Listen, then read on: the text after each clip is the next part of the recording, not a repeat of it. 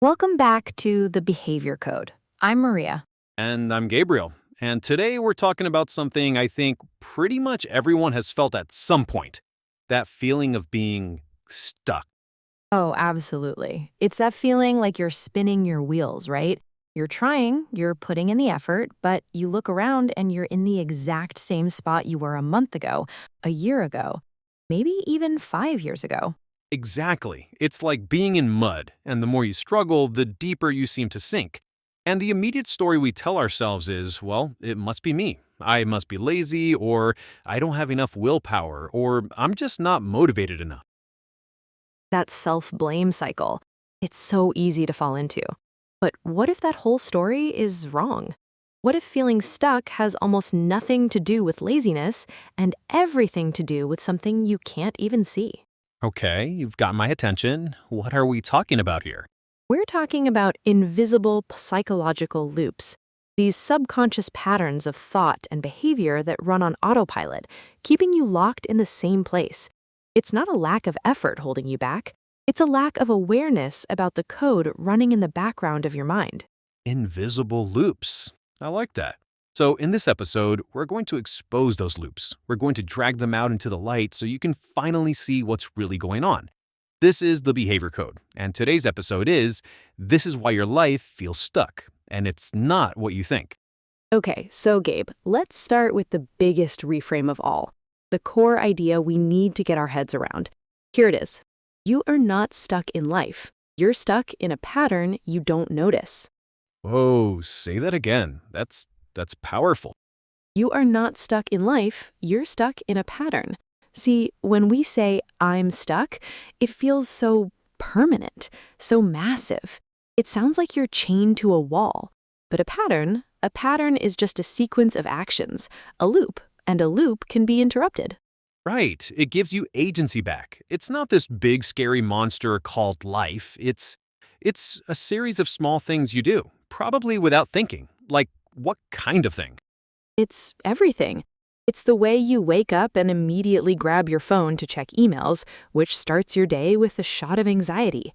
It's the way you tell yourself, I'll start tomorrow when thinking about the gym. It's the people you complain to, the food you eat for comfort, the show you binge watch to numb out.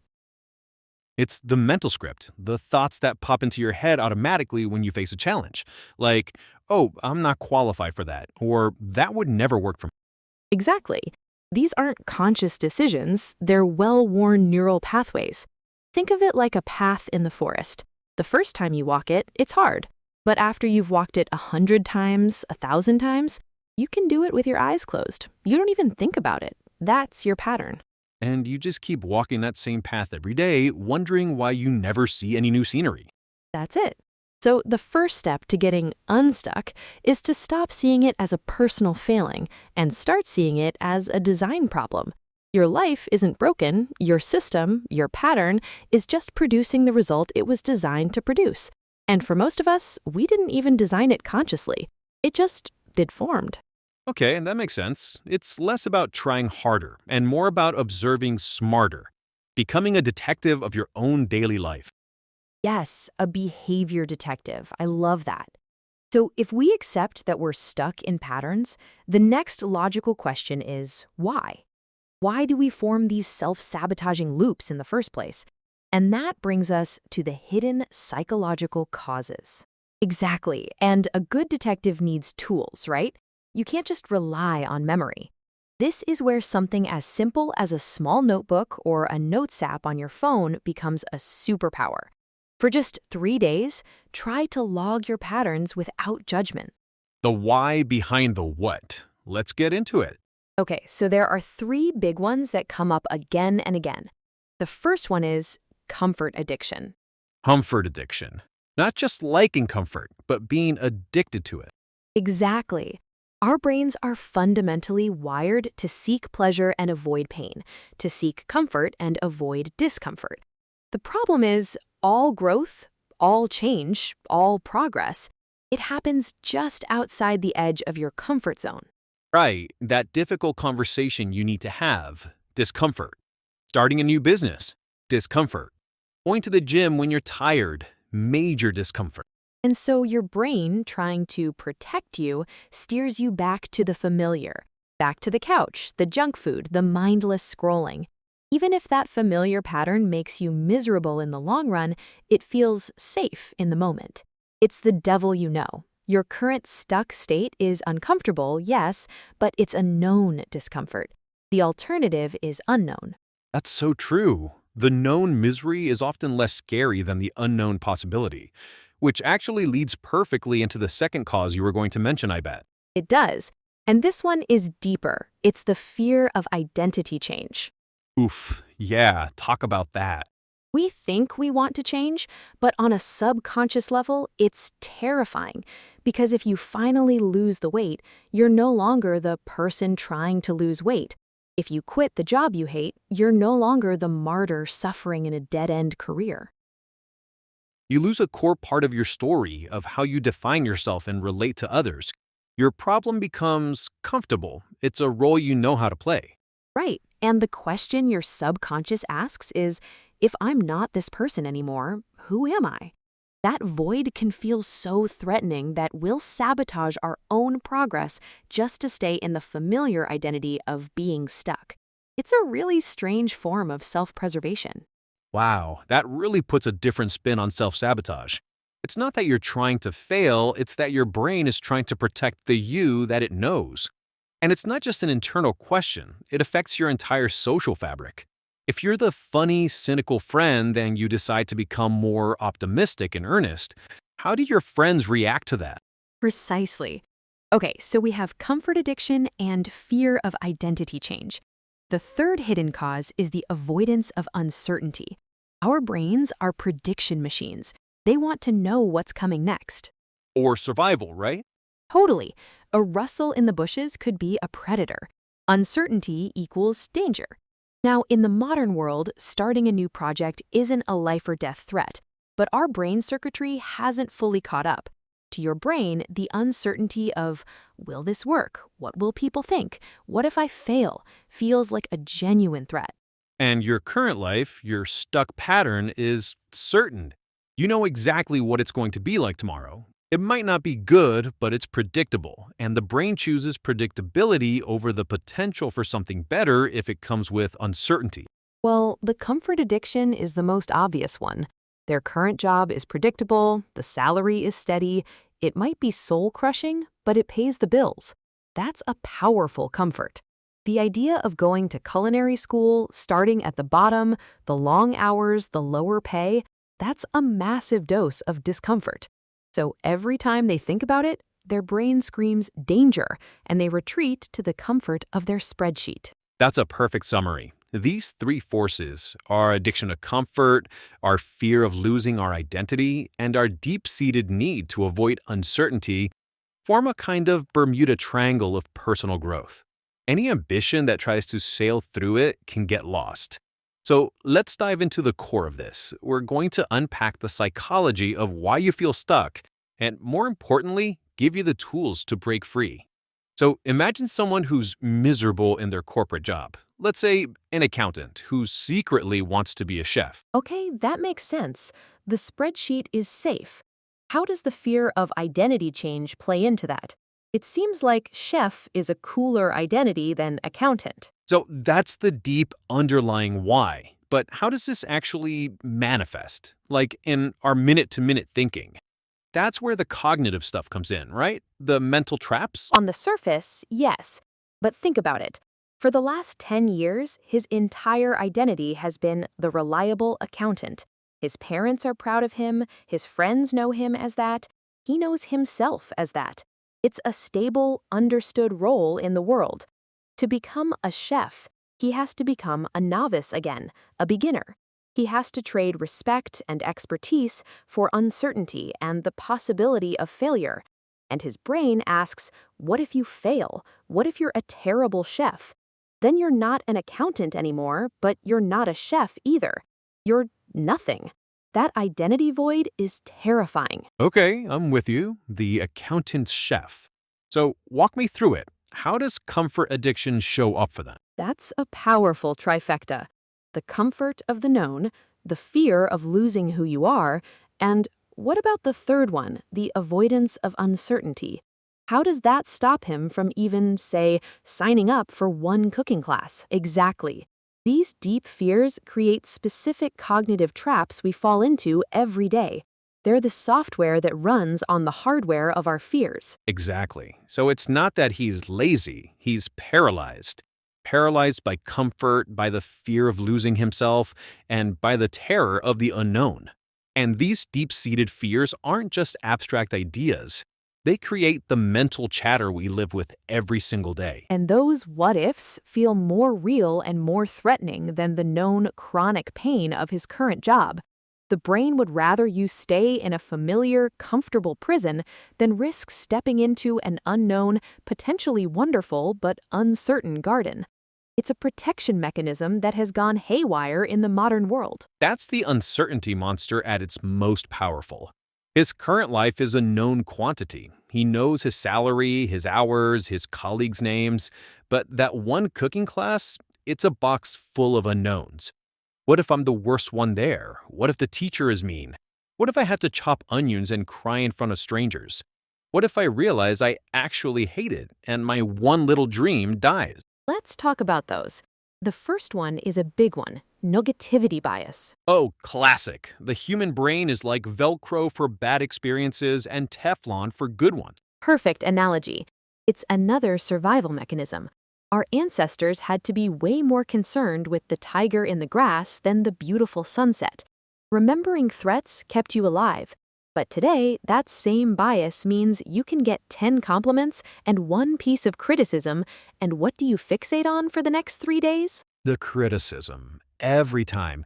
And when You're feeling stuck, this bias goes into overdrive. You scan your life, and all you see are the problems, the flaws, the reasons why you can't change. You completely discount all the things that are going right, or the resources you actually have. it paints this bleak, hopeless picture that makes taking action feel pointless, which then feeds the next cognitive trap, overthinking loop.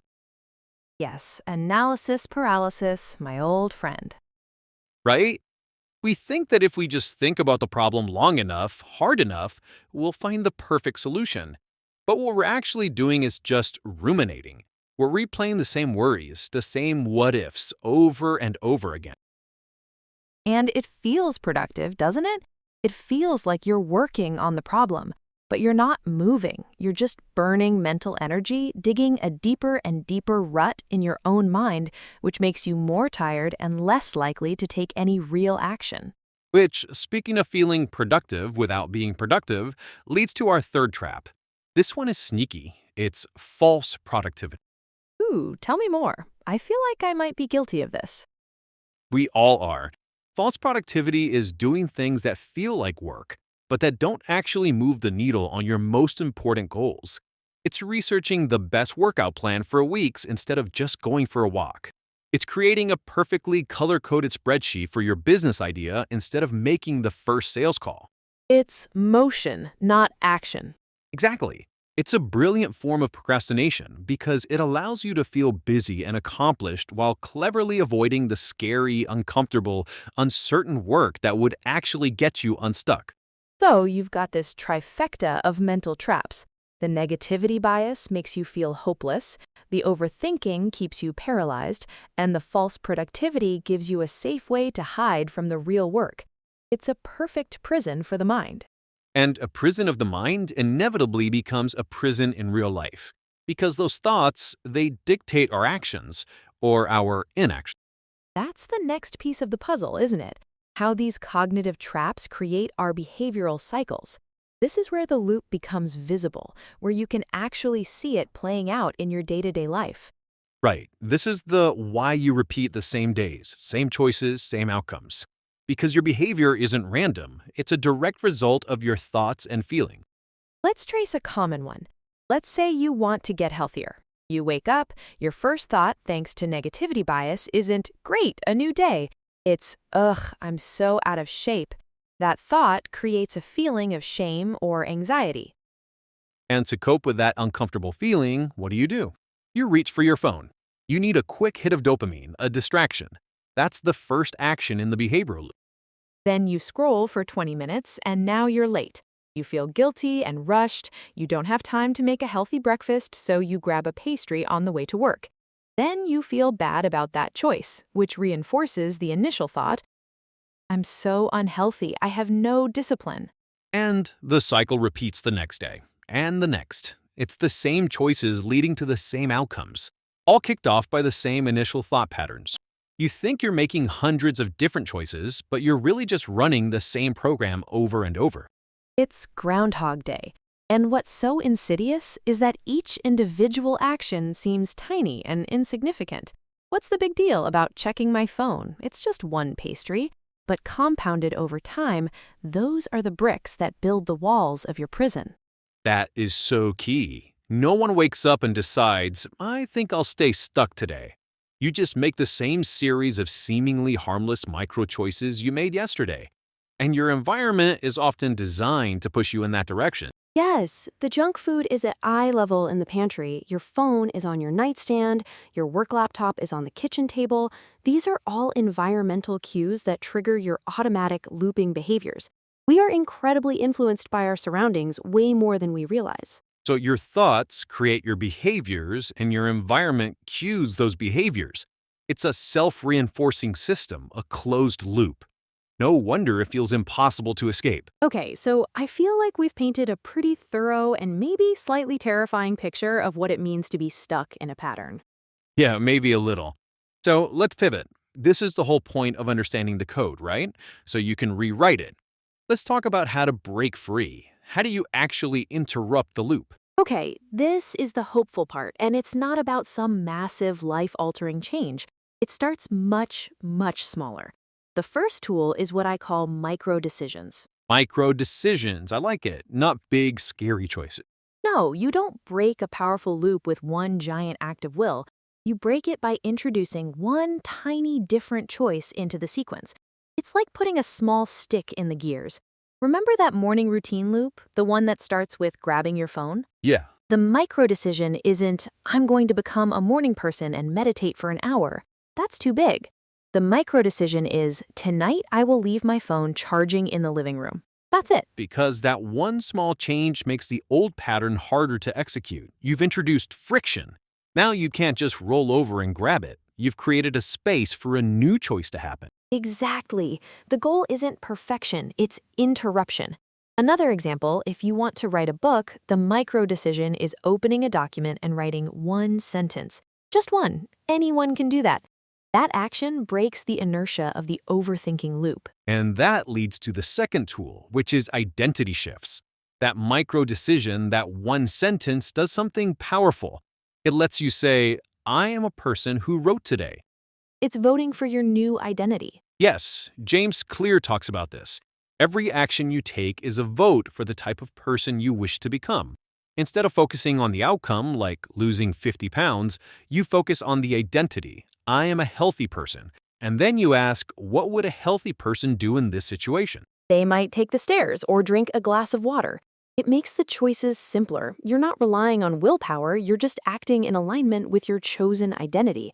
This directly combats that fear of identity change we talked about. You're not losing an identity, you're actively building a new one micro decision at a time. I love that. It reframes everything. Okay, so we have micro decisions to interrupt the loop and identity shifts to build a new direction. What's the third tool? The third is environment redesign. This is crucial. You have to stop relying on willpower alone because it's a finite resource. Instead, you change your environment so that the default path is the one you want to take. Make the good habits easy and the bad habits hard. You got it. If you want to eat healthier, don't buy junk food. If it's not in the house, you can't eat it at 10 p.m. If you want to exercise in the morning, lay out your workout clothes the night before. Reduce the friction for your desired behavior. And increase friction for the undesired ones. Log out of social media apps. Put the TV remote in a drawer in another room. Small obstacles that give you a moment to pause and make a conscious choice instead of falling into the old autopilot loop. So you combined these three. Make one micro decision, use it as a vote for your new identity, and redesign your environment to make the next vote even easier. That is the practical, step-by-step process of breaking a loop and building a new one. It's simple, but it's not easy. It takes awareness and intention, but it feels so much more possible than just try harder. It is possible because it all comes back to that initial reframe we started with. And I think this is the most important thing for everyone to take away from this conversation. Go on. The moment you realize you're not stuck, you're repeating, everything changes. Yeah, because stuck is a verdict. It's a judgment on your character. It's hopeless. It's passive. Things are happening to you. But repeating, that's an observation. It's a description of a process. It's active. It's something you are doing. And if you're doing it, you can do something else. It's the difference between being a prisoner and being the person who keeps accidentally locking themselves in the cell every day. One is powerless, the other just needs to notice the key in their hand. What a perfect way to put it. The awareness of the pattern is the key, and the courage to make one small different choice, that's you turning it in the lock. It's not about escaping your life, it's about redesigning it, one loop at a time. So, for everyone listening, our challenge to you is this. Find one loop, just one. Don't try to fix your whole life, just become a detective of one small pattern. Notice the cue, the routine, the reward. And then, tomorrow, try one micro decision. Change one tiny thing. See what happens. You are not stuck, you're just repeating, and you have the power to press a different button. That's all for this episode of The Behavior Code. I'm Maria. And I'm Gabriel. Join us next time as we continue to decode the hidden patterns that shape our lives. The outro music swells to full volume and then fades out.